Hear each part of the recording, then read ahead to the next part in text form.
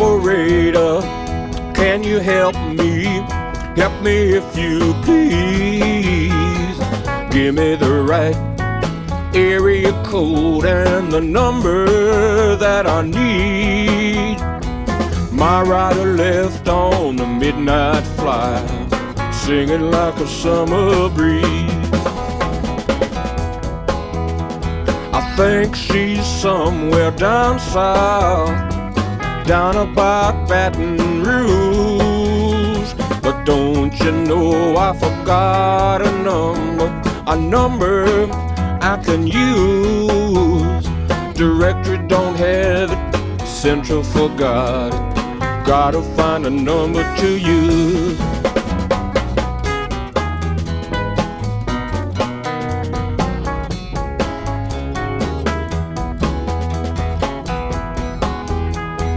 Trying to check out a number, trying to run down a line. Operator said that's privileged information and it ain't no business of mine.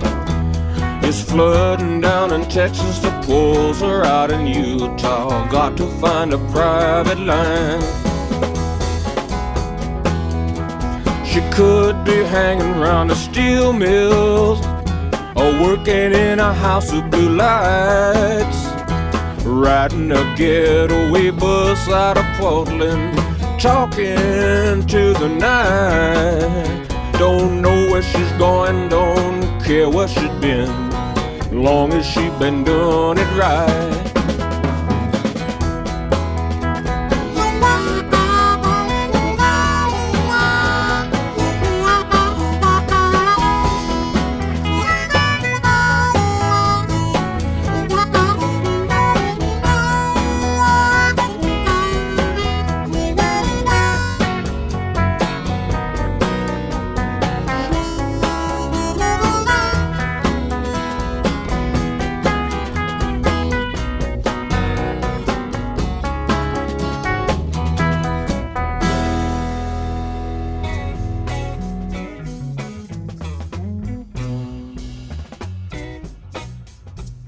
Chapter 5. How it works. Rarely have we seen a person fail who has thoroughly followed our path. Those who do not recover are people who cannot or will not completely give themselves to this simple program. Usually men and women who are constitutionally incapable of being honest with themselves. There are such unfortunates. They are not at fault. They seem to have been born that way. They are naturally incapable of grasping and developing a manner of living which demands rigorous honesty. Their chances are less than average. There are those, too, who suffer from grave emotional and mental disorders, but many of them do recover if they have the capacity to be honest. Our stories disclose, in a general way, what we used to be like, what happened, and what we are like now. If you have decided you want what we have and are willing to go to any length to get it, then you are ready to take certain steps. At some of these we balked. We thought we could find an easier, softer way, but we could not. With all the earnestness at our command, we beg of you to be fearless and thorough from the very start. Some of us have tried to hold on to our old ideas, and the result was nil until we let go absolutely. Remember that we deal with alcohol, cunning, baffling, powerful. Without help, it is too much for us. But there is one who has all power. That one is God. May you find him now. Half measures availed us nothing. We stood at the turning point. We asked his protection and care with complete abandon. Here are the steps we took, which are suggested as a program of recovery. 1. We admitted we were powerless over alcohol, that our lives had become unmanageable. 2. Came to believe that a power greater than ourselves could restore us to sanity. 3. Made a decision to turn our will and our lives over to the care of God as we understood him. 4. Made a searching and fearless moral inventory of ourselves. 5. Admitted to God, to ourselves, and to another human being the exact nature of our wrongs. 6. We're entirely ready to have God remove all these defects of character. 7. Humbly asked him to remove our shortcomings. 8. made a list of all persons we had harmed, and became willing to make amends to them all. 9. Made direct amends to such people wherever possible, except when to do so would injure them or others. 10. Continued to take personal inventory, and when we were wrong, promptly admitted it. 11. Sought through prayer and meditation to improve our conscious contact with God as we understood Him, praying only for knowledge of His will for us and the power to carry that out. 12. Having had a spiritual awakening as a result of these steps, we tried to carry this message to alcoholics and to practice these principles in all our affairs. Many of us exclaimed, "What an order! I can't go through with it." Do not be discouraged. No one among us has been able to maintain anything like perfect adherence to these principles. We are not saints. The point is that we're willing to go along spiritual lines. The principles we have set down are guides to progress. We claim spiritual progress rather than spiritual perfection. Our description of the alcoholic, the chapter to the agnostic, and our personal adventures before and after make clear 3 pertinent ideas. A. That we were alcoholic and could not manage our own lives. B. That probably no human power could have relieved our alcoholism. C. That God could and would if He were sought. Being convinced, we were at step 3, which is that we decided to turn our will and our life over to God as we understood Him. Just what do we mean by that? And just what do we do? The first requirement is that we be convinced that any life run on self-will can hardly be a success. On that basis, we are almost always in collision with something or somebody, even though our motives are good. Most people try to live by self-propulsion. Each person is like an actor who wants to run the whole show, is forever trying to arrange the lights, the ballet, the scenery, and the rest of the players in his own way. If his arrangements would only stay put, if only people would do as he wished, the show would be great. Everybody, including himself, would be pleased. Life would be wonderful. In trying to make these arrangements, our actor may sometimes be quite virtuous. He may be kind, considerate, patient, generous, even modest and self-sacrificing. On the other hand, he may be mean, egotistical, selfish, and dishonest. But, as with most humans, he is more likely to have varied traits. What usually happens? The show doesn't come off very well. He begins to think life doesn't treat him right. He decides to exert himself more. He becomes on the next occasion still more demanding or gracious, as the case may be. Still, the play does not suit him. Admitting he may be somewhat at fault, he is sure that other people are more to blame. He becomes angry, indignant, self-pitying. What is his basic trouble? Is he not really a self-seeker, even when trying to be kind? Is he not a victim of the delusion that he can wrest satisfaction and happiness out of this world if he only manages well? Is it not evident to all the rest of the players that these are the things he wants? And do not his actions make each of them wish to retaliate, snatching all they can get out of the show? Is he not, even in his best moments, a producer of confusion rather than harmony? Our actor is self-centered, egocentric, as people like to call it nowadays. He is like the retired businessman who lolls in the Florida sunshine in the winter, complaining of the sad state of the nation. The minister who sighs over the sins of the 20th century. Politicians and reformers who are sure all would be utopia if the rest of the world would only behave. The outlaw safecracker who thinks society has wronged him. And the alcoholic who has lost all and is locked up.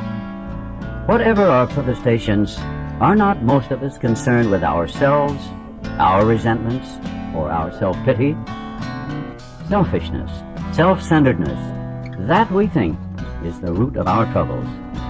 Driven by 100 forms of fear, self-delusion, self-seeking, and self-pity, we step on the toes of our fellows and they retaliate. Sometimes they hurt us, seemingly without provocation, but we invariably find that at some time in the past, we have made decisions based on self, which later placed us in a position to be hurt. So our troubles, we think, are basically of our own making. They arise out of ourselves, and the alcoholic is an extreme example of self-will run riot, though he usually doesn't think so. Above everything, we alcoholics must be rid of this selfishness. We must, or it kills us. God makes that possible, and there often seems no way of entirely getting rid of self without His aid. Many of us had moral and philosophical convictions galore, but we could not live up to them, even though we would have liked to. Neither could we reduce our self-centeredness much by wishing or trying on our own power. We had to have God's help. This is the how and why of it. First of all, we had to quit playing. It didn't work. Next, we decided that hereafter in this drama of life, God was going to be our director. He is the principal. We are His agents. He is the Father, and we are His children. Most good ideas are simple, and this concept was the keystone of the new and triumphant arch through which we passed to freedom. When we sincerely took such a position, all sorts of remarkable things followed. We had a new employer. Being all-powerful, He provided what we needed if we kept close to Him and performed His work well. Established on such a footing, we became less and less interested in ourselves, our little plans and designs. More and more, we became interested in seeing what we could contribute to life.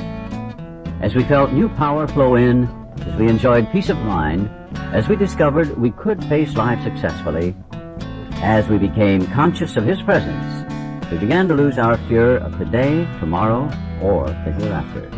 We were reborn. We were now at step 3. Many of us said to our Maker as we understood Him, God, I offer myself to Thee, to build with me and to do with me as Thou wilt. Relieve me of the bondage of self, that I may better do Thy will. Take away my difficulties, that victory over them may bear witness to those I would help of Thy power, Thy love, and Thy way of life. May I do Thy will always. We thought well before taking this step, making sure we were ready, and that we could at last abandon ourselves utterly to Him. We found it very desirable to take this spiritual step with an understanding person, such as our wife, best friend, or spiritual advisor. But it is better to meet God alone than with one who might misunderstand. The wording was, of course, quite optional, so long as we expressed the idea, voicing it without reservation. This was only a beginning, though if honestly and humbly made, an effect, sometimes a very great one, was felt at once. Next, we launched out on a course of vigorous action, the first step of which is a personal house cleaning, which many of us had never attempted. Though our decision was a vital and crucial step, it could have little permanent effect unless at once followed by a strenuous effort to face and to be rid of the things in ourselves which had been blocking us. Our liquor was but a symptom, so we had to get down to causes and conditions. Therefore, we started upon a personal inventory. This was step 4. A business which takes no regular inventory usually goes broke. Taking a commercial inventory is a fact-finding and a fact-facing process. It is an effort to discover the truth about the stock in trade. One object is to disclose damaged or unsaleable goods, to get rid of them promptly and without regret. If the owner of the business is to be successful, he cannot fool himself about values. We did exactly the same thing with our lives. We took stock honestly. First, we searched out the flaws in our makeup which caused our failure. Being convinced that self, manifested in various ways, was what had defeated us, we considered its common manifestations. Resentment is the number 1 offender. It destroys more alcoholics than anything else. From it stem all forms of spiritual disease. For we have been not only mentally and physically ill, we have been spiritually sick. When the spiritual malady is overcome, we straighten out mentally and physically. In dealing with resentments, we set them on paper. We listed people, institutions, or principles with whom we were angry. We asked ourselves why we were angry. In most cases, it was found that our self-esteem, our pocketbooks, our ambitions, our personal relationships, including sex, were hurt or threatened. So we were sore. We were burned up. On our grudge list, we set opposite each name our injuries. Was it our self-esteem, our security, our ambitions, our personal or sex relations which had been interfered with? We were usually as definite as this example. And here the book has set up a table of 3 columns, referring to the person resented, the cause of the resentment, and what the resentment affects. I'm resentful at Mr. Brown. The cause is attention to my wife. Told my wife of my mistress, Brown may get my job at the office. Affects my sex relations, self-esteem, fear. I'm resentful at Mrs. Jones. The cause? She's a nut. She snubbed me. She committed her husband for drinking. He's my friend. She's a gossip. Affects my personal relationship, self-esteem, fear. I'm resentful at my employer. The cause? Unreasonable, unjust, overbearing. Threatens to fire me for drinking and padding my expense account. Affects my self-esteem, fear, security. I'm resentful at my wife. The cause? Misunderstands and nags. Likes Brown. Wants house put in her name. Affects my pride, personal sex relations, security, fear. We went back through our lives. Nothing counted but thoroughness and honesty. When we were finished, we considered it carefully. The first thing apparent was that this world and its people were often quite wrong. To conclude that others were wrong was as far as most of us ever got. The usual outcome was that people continued to wrong us and we stayed sore. Sometimes it was remorse, and then we were sore at ourselves. But the more we fought and tried to have our own way, the worse matters got. As in war, the victor only seemed to win. Our moments of triumph were short-lived. It is plain that a life which includes deep resentment leads only to futility and unhappiness. To the precise extent that we permit these, do we squander the hours that might have been worthwhile. But with the alcoholic, whose hope is the maintenance and growth of a spiritual experience, this business of resentment is infinitely grave. We found that it is fatal. For when harboring such feelings, we shut ourselves off from the sunlight of the Spirit. The insanity of alcohol returns, and we drink again. And with us, to drink is to die. If we were to live, we had to be free of anger. The grouch and the brainstorm were not for us. They may be the dubious luxury of normal men, but for alcoholics, these things are poison. We turned back to the list, for it held the key to the future. We were prepared to look for it from an entirely different angle. We began to see that the world and its people really dominated us. In that state, the wrongdoing of others, fancied or real, had power to actually kill. How could we escape? We saw that these resentments must be mastered. But how? We could not wish them away any more than alcohol. This was our course. We realized that the people who wronged us were perhaps spiritually sick. Though we did not like their symptoms and the way these disturbed us, they, like ourselves, were sick too. We asked God to help us show them the same tolerance, pity, and patience that we would cheerfully grant a sick friend. When a person offended, we said to ourselves, "This is a sick man. How can I be helpful to him? God save me from being angry. Thy will be done." We avoid retaliation or argument. We wouldn't treat sick people that way. If we do, we destroy our chance of being helpful. We cannot be helpful to all people, but at least God will show us how to take a kindly and tolerant view of each and every one.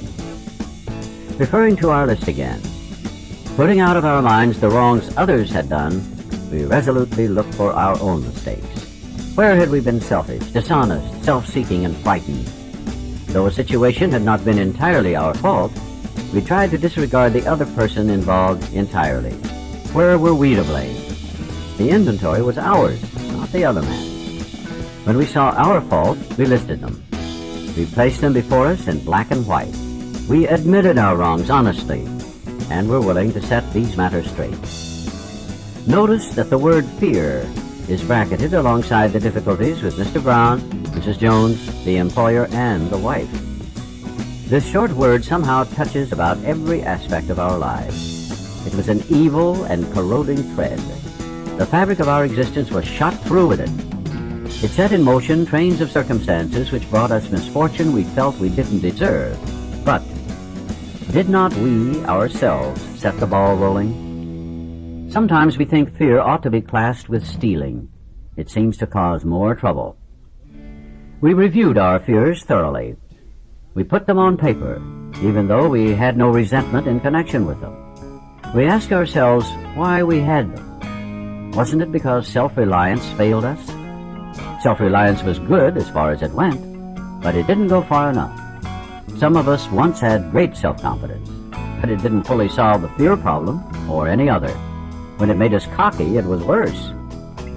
Perhaps there is a better way. We think so.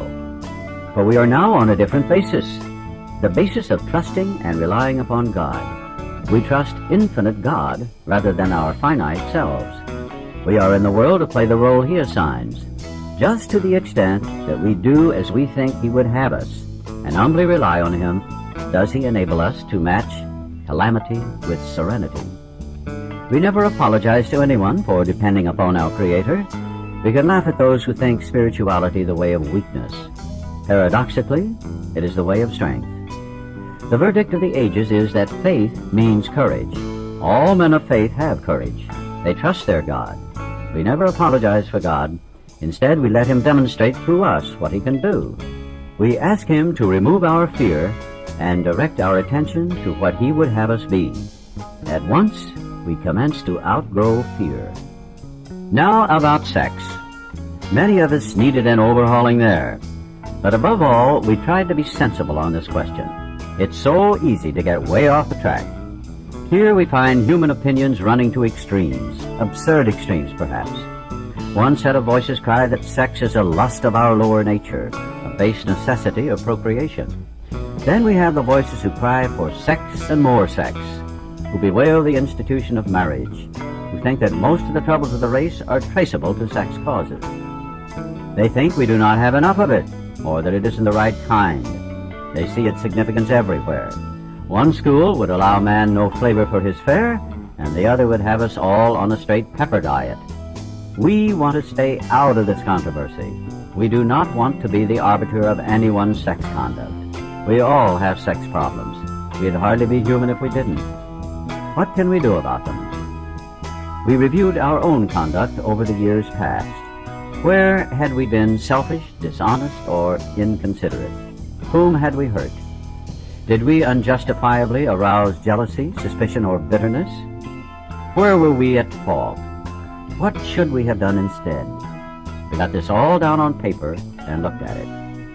In this way, we tried to shape a sane and sound ideal for our future sex life. We subjected each relation to this test.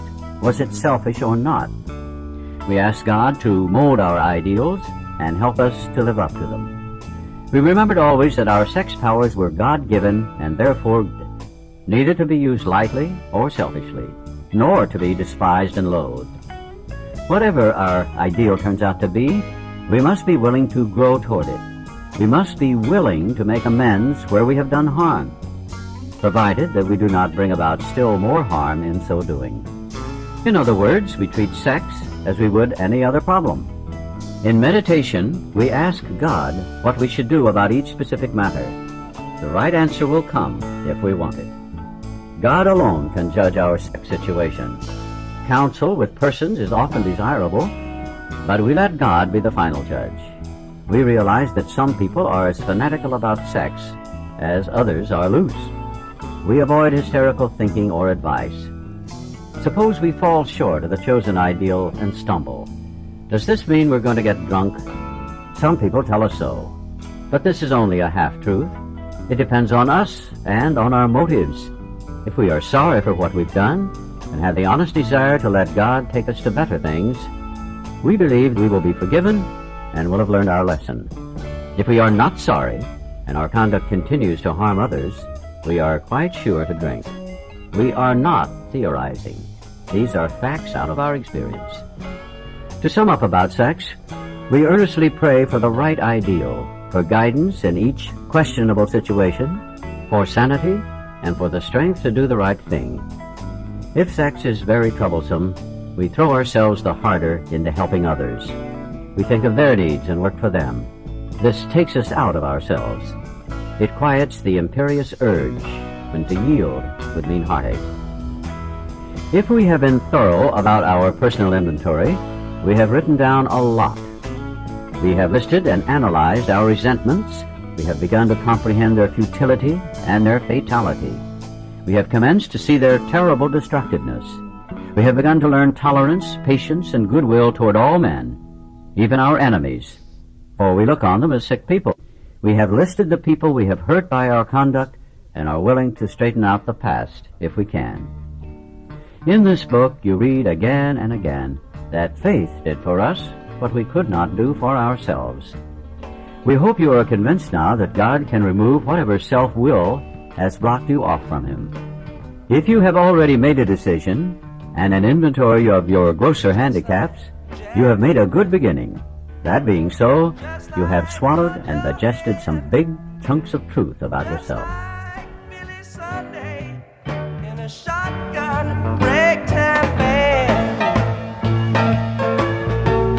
Just like New York City, just like